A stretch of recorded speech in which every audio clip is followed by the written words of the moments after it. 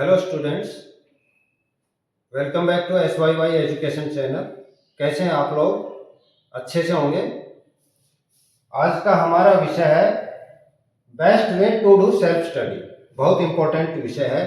इससे पहले मैं इस विषय पे आगे बढ़ूं, सबसे पहले तो आप लोग इस चैनल को सब्सक्राइब कर लीजिए। मैक्सिमम जितने हो सके सब्सक्राइब कर लीजिए, क्योंकि बहुत इंपॉर्टेंट क्लासेस चल रही हैं और आप देख रहे होंगे कि हमारे चैनल पे मोस्ट वैल्यूएबल वीडियोज हैं। आप अगर पहले गहराई में जाएंगे और सारे वीडियोज को देखेंगे तो सभी वीडियोज हमने हमारे बेस्ट प्रयास से बनाया है। सारे अच्छे अच्छे विषय पिकअप करके उन पे वीडियोज बनाए हैं ताकि आपको ज़्यादा से ज़्यादा वैल्यू मिल सके।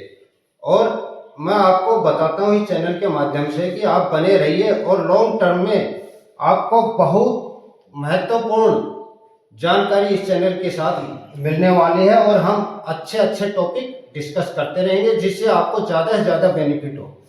इसी कड़ी में आज हम best way to do self study करने का बेस्ट तरीका क्या है, किस तरह से सेल्फ स्टडी करें कि वो इफेक्टिव भी हो, एफिशिएंट भी हो और आपका मैक्सिमम टाइम यूटिलाइजेशन हो और उस तरह से आप आगे बढ़ पाएं।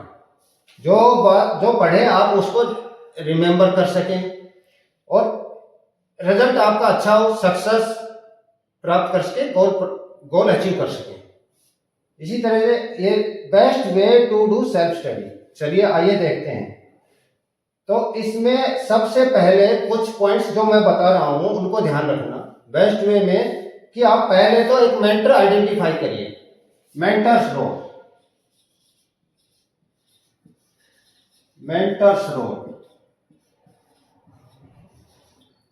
अब मैं बताता हूं मेंटर्स रोल क्या होता है। जैसे आपके पेरेंट्स में से आपके फादर या मदर, उनमें से कोई एक मेंटर चुन लीजिए। वो आपको मोटिवेट करे, आपको आपका काम रिमेंबर करवाता जाए। अब एक डेफिनेट टाइम टेबल बना लीजिए और उसको वो आपका सहयोग करे कि अब आपका ये विषय पढ़ने का समय हो गया है, अब खाने का समय हो गया है, अब खेलने का समय हो गया है, अब दूसरी एक्टिविटीज में एंगेज रहने का समय हो गया है और आपके डिस्ट्रैक्शन को दूर करे। इसलिए मेंटर्स रोल बहुत इंपॉर्टेंट हो जाता है। तो सबसे पहले तो आप एक मेंटर ढूंढ लीजिए, अपने पेरेंट्स में से सिलेक्ट कर लीजिए और पेरेंट्स ध्यान रहे कि वो आपको मोटिवेट ही करें, कभी आपको फ्रस्ट्रेशन में कुछ कहे ना और डिमोटिवेट ना करें। दूसरी बात है यहाँ पर कि आप क्वालिटी की टेक्स्ट बुक्स ढूंढिए। क्वालिटी टेक्स्ट बुक्स बहुत होती हैं, लेकिन आप अपना लेवल देखिए कि क्या है कि आप कुछ सरल क्वेश्चंस, आसान क्वेश्चंस सैकड़ों की संख्या में करेंगे, उससे आपको फायदा नहीं होने वाला। आप अच्छे बेहतरीन क्वेश्चन सिलेक्ट करिए उसमें से, यानी कि क्वालिटी के क्वेश्चन ही सिलेक्ट करिए। क्वालिटी के बुक्स में से क्वालिटी के क्वेश्चंस पिक करिए और उनकी प्रैक्टिस करिए। तो उनकी प्रैक्टिस करने से क्या होगा कि आप कंसेप्ट है ना वो इंप्लीमेंट करना जान जाएंगे और उससे आपके कंसेप्ट बिल्ड होंगे और प्रैक्टिकल प्रॉब्लम्स में सॉल्व करने में आपको ध्यान रहेगा कि मेरे को कौन सा कंसेप्ट कहाँ यूज करना है। और एक ही प्रकार के क्वेश्चंस करते चले जाएंगे आप, सरल क्वेश्चंस, तो उनसे आपको बहुत ज़्यादा फायदा नहीं होगा। इसलिए मैं ये कहता हूँ क्वालिटी की टेक्स्ट बुक्स रखिए जिसमें टफनेस लेवल थोड़ा अच्छा हो। इजी टू कॉम्प्लेक्स की तरफ चल सकते हैं कि पहले लेवल में आप आसान क्वेश्चन करिए, फिर थोड़ा से टफनेस उनकी बढ़ाइए, फिर और अच्छे टफ क्वेश्चंस करिए। और अगर एक बार आपका रिदम बन गया है और कंसेप्ट की क्लैरिटी होती जाती है तो आप इजी लेवल को छोड़ सकते हैं, स्किप कर सकते हैं, क्योंकि टाइम लिमिटेड होता है और आपको मैक्सिमम आउटपुट के लिए अच्छे बेहतरीन क्वेश्चंस करेंगे तो उनकी आपका जो है कंसेप्ट बिल्डिंग अच्छी होगी और आप अच्छे से परफॉर्म कर पाएंगे किसी भी एग्जाम में। क्वालिटी क्वेश्चंस पिक करिए। इसके बाद में जो हमारा नेक्स्ट है कि स्टडी करें कितनी देर। कम से कम अगर आप आईआईटी, मैं यहाँ पर आईआईटी जेई नीट की बात कर रहा हूँ, मोस्टली ज़्यादातर एकेडमिक के भी स्टूडेंट्स इस बात को ध्यान दे सकते हैं। और स्टूडेंट लाइफ में जब सेल्फ स्टडी कर रहे हैं तो आप 8 से 9 घंटे की सेल्फ स्टडी रखिए, 8 to 9 आवर्स एट लीस्ट। मैं आपको ये नहीं कहूँगा कि 15 घंटे पढ़िए, 16 घंटे पढ़िए।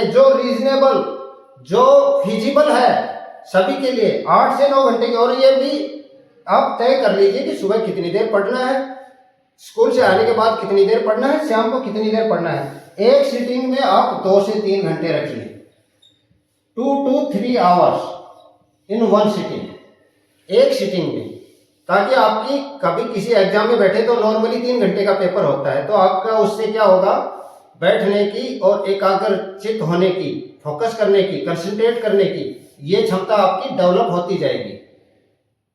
2 से 3 घंटे की स्टडी चुनिए, तो ये नॉर्मली आप 3 से 4 सिटिंग के दौरान 8 से 9 घंटे स्टडी कर सकते हैं। रिजल्ट आपका इफेक्टिव रहेगा। Quality text book, quality questions, 8 to 9 hours study, 2 to 3 hours per sitting आपको स्टडी करनी है। फिर एक डेफिनेट टाइम टेबल बना लीजिए, डेफिनेट टाइम टेबल,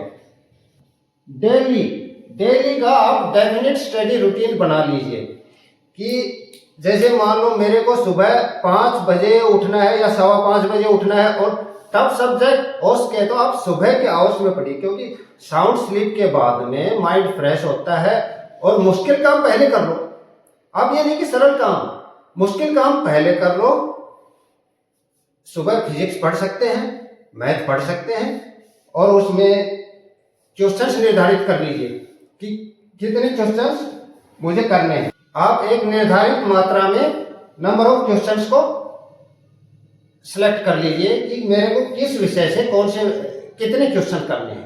फिजिक्स के कितने क्वेश्चन करने हैं, केमिस्ट्री के कितने क्वेश्चंस करने हैं, मैथ के कितने क्वेश्चंस करने हैं। डेली आप इसको सेट कर लीजिए, और एक आप अपना एक रजिस्टर खोल लीजिए, नया रजिस्टर। इसमें आप अपना डेली का काम निर्धारित कर लीजिए कि इतना मेरा फिजिक्स का हुआ है, इतना केमिस्ट्री का हुआ है, इतना मैथ का हुआ है, इतना बायो का हुआ है, इतना दूसरे विषयों का हुआ है। इनको डेली टिक बॉक्स उसको टिक लगा लीजिए कि आज का काम डन हुआ, और इस तरह से डेली फॉलो करते जाइए। आपकी ये प्रैक्टिस 20 से 25 दिन में ऐसे हो जाएगा, आपका रिदम चल पड़ेगा। तो इस तरह से सेल्फ स्टडी बहुत बेहतरीन वे है स्टडी करने का, और इफेक्टिव भी है, एफिशिएंट भी है। आप सक्सेस प्राप्त कर पाएंगे। चैनल को सब्सक्राइब कर लीजिए। Thank you for watching the video.